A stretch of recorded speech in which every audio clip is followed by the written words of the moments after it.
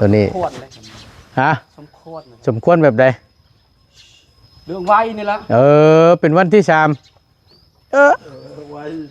มันไวเลยแห่งดีไวละเอียดงามนี่โอ้ยชื่นชมหมูแอนยังคำว่าเพื่อนว่ามีงานต่อไปกับคำได้เทือนในชาติกับสิหาคือเก่าหั่นแหละจะได้ร่วมงานกันอีกอยู่ก็จังว่าเบิ่งผลงานน้ำกันผลงานต่อไปแม่นนี่แหละเป็นงานทดสอบด้วยเลยนี่ชิ้นแรกของแท้ไอ้เด้นี่ จะได้ร่วมงานกับแต่เฮานี่เนาะหมูแอนว่าได้เทื่อ FC เพิ่นเห็นนี่บริเวณใกล้เคียงนี่ผัดช่างอยู่ซ้ายว่าซั่นเห็นในช่องบาตูนสีไม้ลายมือโอเคเลยว่าซั่นจ้างต่อไปก็มีคำว่าเฮาได้ถ่ายแล้วเห็นไปทั่วโลกได้เห็นเบิดพี่น้องเอ้ยเนาะโอ้ยอย่าชัวได้คำไทยบ่ได้ลงนี่บ่ได้เห็นได้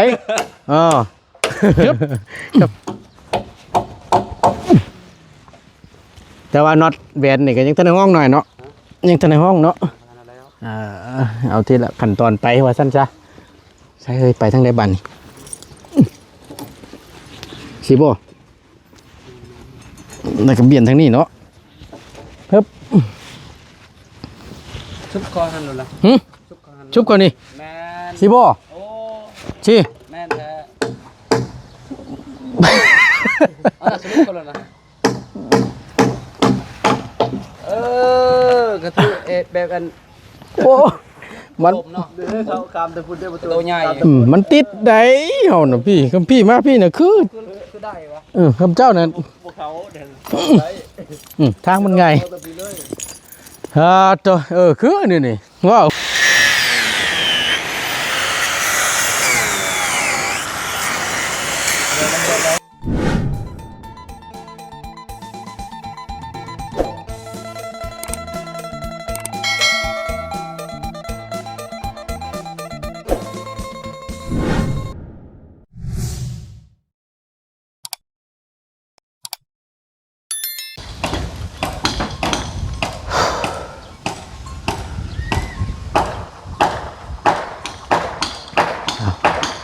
พร้อมเสียงค่อนตอกตะปูตึมต่ำอยู่ไปฮอดใจในเด้มันนี่ก็เป็นอีกมือที่3ในการทำงานของช่างเนาะอยู่บ้านหนองพรคือเก่าคือเดิมพี่น้องทั้งบต้นเข้ามาช่วงยามเที่ยงเนาะเอาก่อนอื่นพี่น้องกราบสบายดีและสวัสดีเด้อพี่น้องเด้อสบายดีเบิดสุขสุขคนพบเจอกันกับบต้นในคลิปนี้เนาะก็เข้าไปอัปเดตเบิ้งให้พ่อแม่พี่น้องได้เบิ้งนะครับชมน้ำกันว่าเนาะในวันที่3นี้เพิ่นได้เฮ็ดอย่างแน่แล้วเฮ็ดไปฮอดใส่แล้วเดี๋ยวทางบตูนสิพาพี่พาน้องเข้าไปเบิ้งเนาะได้ก็แวะซื้อกับข้าวกับน้ำมาตอนว่าผักคือเก่าพี่น้องเลยอันกับข้าวกับน้ำนี่ก็ถ้าว่าเราได้ผ่านมาหรือว่าได้เข้ามาเนาะเป็นบางครั้งบางคราวว่าสั้นซะถ้าว่าเราผ่านมาหันคงหันค่าเราก็แวะซื้อมาตอนมาฝากเพราะว่าเราได้ล้มกันตั้งแต่ต้นแล้วพี่น้องเรื่องอาหารการกินว่าสั้นซะเนาะกะมือได้กินมือบ่ว่าสั้นซะเพราะว่าถ้าว่าเราบ่ได้เอามาฝากมาต้อนนี่เพิ่นก็กินอยู่น้ำน้องพรนี่แหละพี่น้องเนาะแล้วก็เครื่องดื่มแต่ละผู้แต่ละคนเพิ่นเอามาฝากมาต้อนก็ได้กินพี่น้องเนาะเดี๋ยวมื้อนี้ทั้งบ่ตูนก็ซื้อเป็นปิ้งไก่ว่าซั่นซะเป็นปิ้งไก่ปิ้งตับน้ำเนเนาะเข้าไปให้เพิ่นทั้งผู้อ้ายสร้างเพิ่นเฮ็ดกินยามเที่ยงเนาะไปเดี๋ยวเข้าไปเบิ่งไปชมนำกันพี่น้องในคลิปนี้เนาะถ้าเว้าผิดพลาดจังใดก็กราบขอโทษขออภัยไว้ล่วงหน้าเด้อพี่น้องเด้อเนาะเฮ็ดบ่ถูกบ่ต้องบ่จบบ่งามคำเว้าคำจาบ่สุภาพจังใดก็ขอโทษขออภัยนำหลายๆพ่อแม่พี่น้องกราบขอโทษหลายๆเนาะไปเบิ่งนำกันพี่น้องเอ้ยไป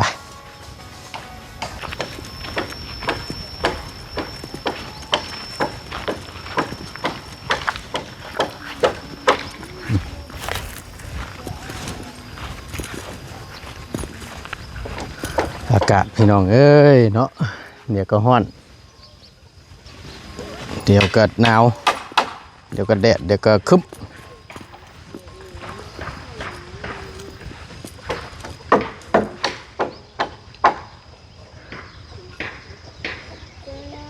ทำไมด้วยมันไม่แรงละ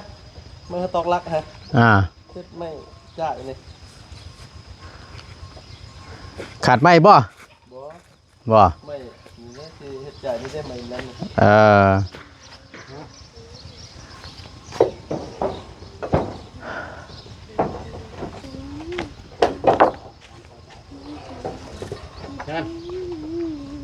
พอแล้วเดียวพอแล้ว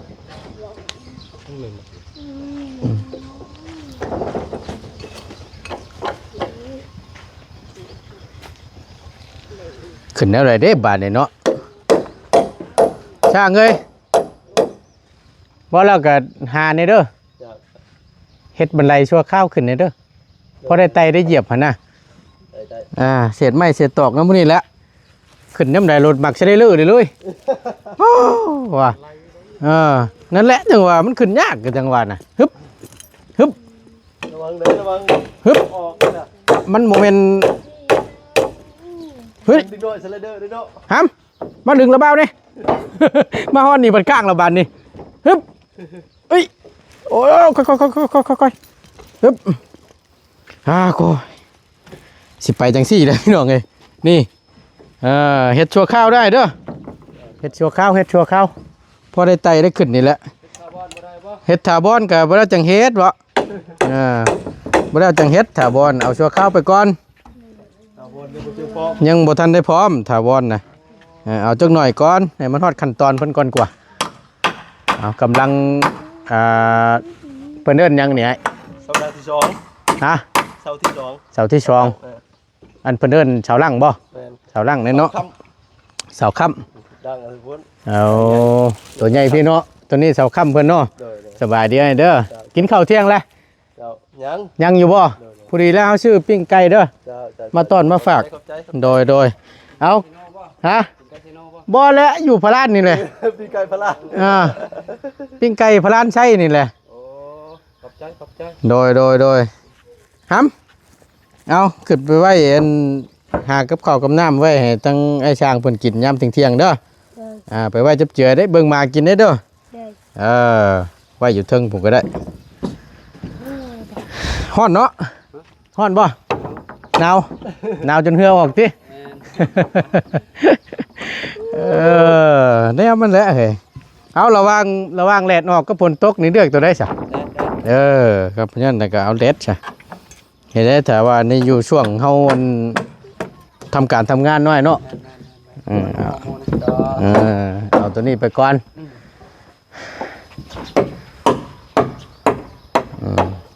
ตัวนี้ฮะสมควรแบบใด เรื่องไว้นี่ละ เป็นวันที่3ไว้ มันไวเลยแห่งดีไวละเอียดงามนี่โอ้ยชื่นชมหมู่แอนยังคำว่าเพื่อนว่ามีงานต่อไปกับคำได้เทือนในชาติกับสิหาคือเก่าหั่นแหละจะได้ร่วมงานกันอีกอยู่ก็จังว่าเบิ่งผลงานนำกัน ผลงานต่อไป แม่นนี่แหละเป็นงานทดสอบด้วยเลยนี่สิ้นแรกของแท้ไอ้เด้นี่ จะได้ร่วมงานกับแต่เฮานี่เนาะเบิ่งน้ำกันพี่น้องเลยโมแมนว่าได้เถื่อ FC เพิ่นเห็นในบริเวณใกล้เคียงนี่ผัดช่างอยู่ซ้ายว่าซั่นเห็นในช่องบาตูนสีไม้ลายมือโอเคเลยว่าซั่นจ้างต่อไปก็มีคำว่าเฮาได้ถ่ายแล้วเห็นไปทั่วโลกได้ เป็นบัดแล้วนะ เห็นเบิดพี่น้องเลยเนาะ ดูใครก็เห็นบัด โอ้ยอย่าชัวได้คำไทยบ่ได้ลงนี่บ่ได้เห็นได้ คำไทยบ่เอาลงนี่บ่ได้เห็นได้ บ่ได้เห็นหรอก บ่เห็นแล้วคำเฮาบ่เอาลง โอ้ คำเฮาอัพลงน่ะเห็น นั่นนี่ แนวนี้แหละเบิ่งสิขึ้นเบิ่งเทิงๆก่อนเด้อพี่น้องเด้อบ่ตูนสิขึ้นนี่ก่อนจักหน่อยหนึง ให้เราจับก้อนกองครับ แน่นอนอยู่บ่นี่ ร้อยสอง ร้อยบ่ ในนู่นมีนู่นสองใน2 ดอก ใครอยู่ซั่น 2 ดอกปูซิป ฮัมเฮ้ยสุบายโอ้ตายว่าสุบายบ่ซั่นสบายดีปะลุงก่อนเว้าแล้วก็ดิ้นด้วนแล้วเฮาก็ได้เอ้าเบิ่งเด้อระเบ้าสิขึ้นเด้อเบิ่งเห็นระเบ้านี่เด้อเก็บภาพบรรยากาศให้พี่น้องได้เบิ่งอยู่เทิงๆก่อนจังหน่อยหนึงฮึบแต่ว่าน็อตแหวนนี่ก็ยังทันในห้องหน่อยเนาะยังทันในห้องเนาะเอาทีละขั้นตอนไปว่าซั่นจ้ะใช่เฮ้ยไปทางใดบัดนี่ สิบ่แล้วก็เบี่ยนทางนี้เนาะฮึบ ชุบคอหันหล่นละ หึ ชุบคอหัน ชุบก่อนนี่ แม่น สิบ่ โอ้ สิ แม่นแท้เอาล่ะสรุปก่อนเลยนะกระทู้แบบอัน โอ้มัน ผมเนาะเดี๋ยวเขาคามแต่พูดได้ประตูใหญ่ มันติดได้เฮาน่ะพี่คำพี่มาพี่น่ะคือ คือได้วะ คำเจ้าน่ะ พวกเขาเดินได้ ทางมันไง เอาแต่ปีเลย ตัวคือนี่ว่าหูยน้อยให้กันหมุนเนาะโว้ยอ้ายก็ได้ใช่ครับมาบัดนี้ว้าว เป็นไง นะสต็อกให้อ้ายก่อนก็ได้หยุดก่อนเอาขึ้นมาฮึบมาชวนแล้วเจ้าน่ะสิยื้อเอาโตเผื่อสิได้ภาพงามๆให้พี่น้องได้เบิ่งนี่ก็บ่ธรรมดาพี่น้องเอ้ย ปืนพูปืนผา บ่ตัว ปืนผาเนี่ยไม่ได้ธรรมดา ชุดแล้วไงเอ้ย ปีนบ่ ฮะ ปีน โยเติมนึงแล้วโอ้ยห้อนแท้นะ ใส่รถอะไรเนาะ แม่น หัวฉันยึกๆอยู่นี่ก็ได้ นะหัวฉันยึก ขนองฉันยึก ๆย่านบ่บ่ร้อยอีหลีอ้ายนะมึงเนี่ยเกิดก็ชบบ่ทอดบ่ย่านตกบ่ โอ้ขยันตกกับบ่ขึ้นนะ ห่านคำว่าขมังเล็กคำว่านั่นนี่เนาะ เอาใส่สะน้องเพิ่นทั้งสองไปใส่น่ะ ไปซื้อของกิน ออกไปซื้อของกิน เบายังก็ ไปกับไผน่ะ เบาลวด อ๋อลุงหนวดบ่ นวดบัก ลุงหนวดพาน้องเพิ่นไปซื้อกับข้าวบ่ซื้อแนวอยากแนวกินอยู่ตลาดพุ่นนั่นน่ะเนาะเออ โอ้แล้วไปก็ได้ไปไหนนะ โดย หาเจ้าพุ่น มาพี่บ่ แม่น มาก็มาได้เดี๋ยวได้ซะ นี่มาอยู่ตรงนี้เขาจะไปทางไหน เอามาดูแล้วนี่เฮาหลีกทางนี้ก็ได้โอ้บ่ยังแค่ได้ความทุกข์ความยากนี่แหละ อดทนพยายามอด แนว ทนคือความสำเร็จเห็นไหม แนวมันแหละเนาะห่านปนกี่ตุ๊บปนบาทนี่ตายคักพี่น้องเอ้ย จะได้เงินเป็นก้อน โอ้ยอดเอาเด้อเนาะ อดบ่ให้ตกเนาะ อดเอาหมวนตกกำตกนี่ลำบากจะเด่นนี่ สุดๆเลยละ ทำไมมันมึนซ้ แม่น ำเปื่อยจะมึน สุดๆเลยละ เปื่อย เฮ็ดหยังกันยากตัวนี้บากบ้าชาวบอดนี่เอาเพื่อจะได้เอาไม้ตัวนั้นแล้วเนาะไม่เพื่อเดินไม่ยังไม่เกยมันบ่พาดหัวมันน่ะเอาไม่สีนัวเนาะยกเอากับบูเนาะ ไปเรื่อยๆละ ตามผู้สร้างผู้บรรทุเพิ่นก็ยังอื่นน้ำเฮาอยู่โว้ยเจ้าก็ได้ประตูน ฮะ หาเจ้าได้บ่ ได้มา จับเงินเป๊ะนี่นะ แปะให้ป้าอยู่หั่นบ่ แม่น ได้บ่เป็นหยังไปรถเจ้าน่ะเดี๋ยวสิลึงให้เบิ่งได้เด้อโอ้ยเสียวนำเด้อดิเที่ยวกัน เนาะเบิ่งได้ เบิ่งได้ไตด้วย เสียวแท่นเด้ เอ้า อ่า เด้อบ้านนึงเด้ โอเคไปรถเดี๋ยวเขาจะจับให้หมยากฮาตัวห่อนแท้ๆพี่น้องเอ้ยผลกึกตกบ่ผลบานนี่ อดนำกันเด้อ เบายาเมื่อกี้นี่อ้ายเอ้ยฮึบ สิห้ำแล้ว โอ้เนาะ โดย เป็นยาก็ได้ ล่ะ อันนี้หาเจ้าก็ได้ หารถเดี๋ยวเขาจะจับให้ดอกทั้งนี้ ผสมบ่ไก่เฮ้ย ได้เลย ตอนนี้ยัง เด้อนี่บ่โอ้มีดงมีดิ่งพร้อมได้นี่เนาะ ดิ้งแล้วทำดิ้งที่เป็นได้ เนาะตรงคักก็ดีคักนี่แปะกับตัวนี้ด้วยเนาะแปะกับตัวนี้ด้วยเนาะโอเค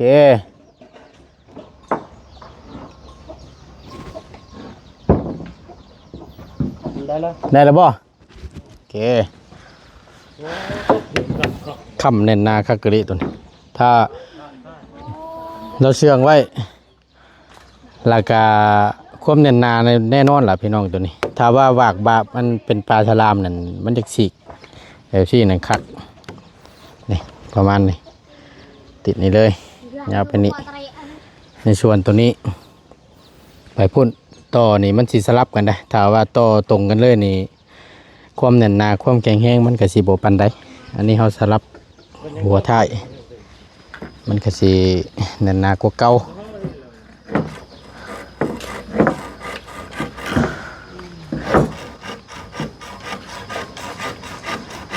โอ้ยขึ้นมาแล้วผมนี่เป็นไงบ่พลาดบ่ บาทแล้วบาท แล้วกันบาทนี่เล็กตะป้าเจ้าเองบ่ โอ้แล้วก็สปะคุณแล้ว ทั้ง สปะสร้างเพิ่น ทั้งไอ้สร้างเสลงนี่ของเจ้าเองบ่โอ้ยเนาะเปลี่ยนไม้ซะอันเท่าไหร่น่ะเปลี่ยนไม้ซะบ่ว้าน้ำปาดมันก็ปาดยากแล้วน่ะเนาะแขมมันคด ไข่ก็แม่ลูกเอามาให้เจ้าไข่โดยเฉพาะได้เลย กูไอ้น้องเคยก็ได้บ่แล้วก็ถือโอกาสบ่ไม่ถือโอกาสบ่ถือโอกาสเนาะว่ะเพราะว่าให้เพิ่นไข่ยันไข่บ่เป็นนี่เบิ่งนี่ไล่โอกาสมาให้เทือนเลยถือเด็กแต่ป้าตัวนี้มาให้ลุงไข่นี่ไข่เขียวเพิ่นนี่แม่นอีหลีอันนี้ฮะ ตายเลยดิจำเป็นแล้วทางนี้กันเนาะโอ้ยบ่พานคำนั้นน่ะ เอาอันนึงเอามาเลยเมื่อเห็นปะยืมมาให้มาเมื่อมาเอาเมื่อลูกตัดในหนึ่งอยู่สิเมื่อผลเมื่อ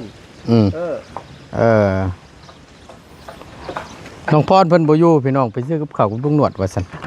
มาโชว์ตั้งไอ้ช้างเพิ่นกินก็สิช่วงสิไปซื้อหลายอย่างอยู่ประจักเพิ่นออกไปตะลนแล้วบ่อ๋อจังน้อยก็มาซั่นเนาะไปเบิดช่องบ่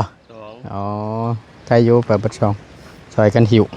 ขี่รถจักรแล้วออกไปเนาะ จากคันเดียว อ๋ออัดชามเลย สาม คักกะดีนี่ เราจะให้ถือรถสาวพรเป็นยังขับรถ นี่ครับรถบ่แข็ง ยันกระตุ้นขัว เฮาขนาดไปแต่ไตอยู่คุมือก็ยังบ่ได้ถึกล็อกถึกร้อยเพิ่นได้น่ะบางเทื่อพาเบาเหย้าเจือดลงเลยวะ เจ็บเวลาเจ็บ เด้อผลก็สิมาละบาดนี่ บ่มาดอกเจ็บเจ็บก็ได้แต่งมือได้เอาแต่งไว้บนตู้ ฮึบ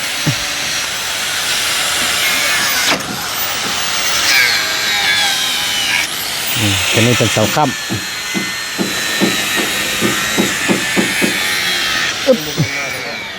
โอ้โมเมนต์ได้เอ้น่ะ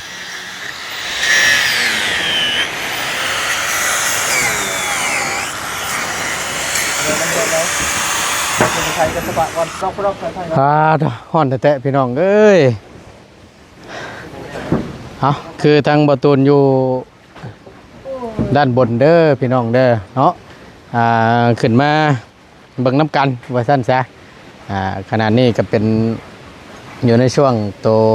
ตอกอันเพิ่นว่ายังไม่คับมันเนาะเพราะว่าร่างมันเป็นอยู่พุทธขึ้นเรียบร้อยแล้วแบ่งครึ่งพี่น้องเนาะตัวนั้นน่ะสิกาดมันกระเทิบตัวนั้นลงตัวนี้เนี่ยมันตัวทั้งบอตูนยืนที่กับสิประมาณนี้พี่น้องเพื่ออะไรก็ย่อยผัดผูกเผาเด้บาทนิดหน่อยเนาะโอ้ลมพัดมาตั้งนี้ครับ ว่าร้องมาสิ ยกก็จังว่านี่แหละมาพี่มันคือเด้อ โย่บูแล้วเนาะพายุจะได้ไอ้โอ้ไก่เลยเฮาอ่ะกำลงมานี่ห่านตกเลยดิ ลูกมันนี่ฟรีเลยนะเนี่ย พอดีเลยหลังคานี่โอ้ยเอาประตู เครื่องนั่นนะมาแล้วพี่น้องมาแล้วฝนตกแล้วบานนี่ตายคักเก็บไม้ก่อนเด้อประตูกันเลยไหวแล้วฝนตกทำงานลำบากอีกแล้วบาทนี่เรียบร้อยทำตกนั่นนี่ตกแล้วบ่เจ้ามากับบ่อยาวลูกหนวด3 คนคือเก่ามันนี่พี่น้องเนาะเราเบิ่งการเบิ่งงานเท่านี้แหละเพื่อตั้งไอ้ช้างเพิ่นอยากได้หันอย่างนี้นี่พอได้แล่นซื้อให้ทันแต่ว่าตะปูนี่ก็ยังพอได้ใช้อยู่น้อยเนาะใช้อยู่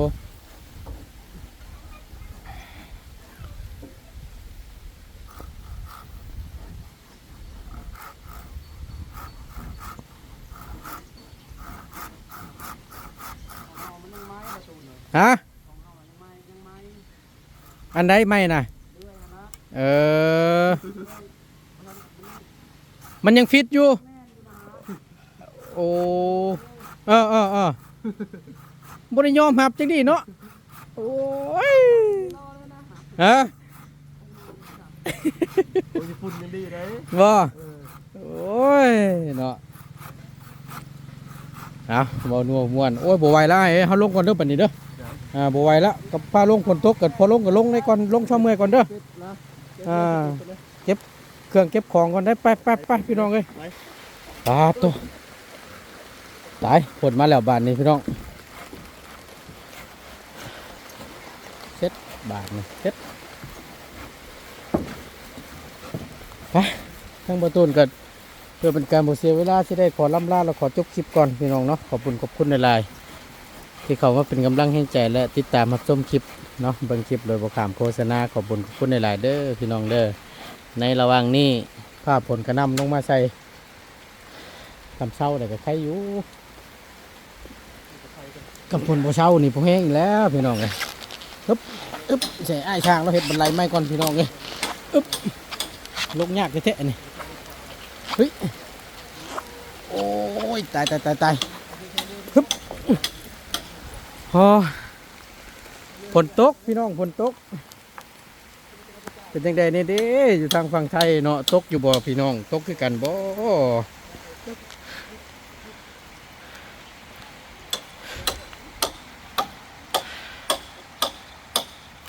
กำลังกำลังซิวอันนี้ห้วยแล้วห้วยไปไหนแล้วฮะใครอยู่เข้ามานั่นน่ะเฮ็ดผู้ดีเฮ็ดเย็นๆเนาะใครเข้ามานั่นน่ะไปพี่น้องขอบคุณในไลน์ไปแล้วเด้อพี่น้องเด้อเจอกันคลิปหน้าสำหรับคลิปนี้ขอกล่าวคำว่าสบายดีเด้อพี่น้องเด้อ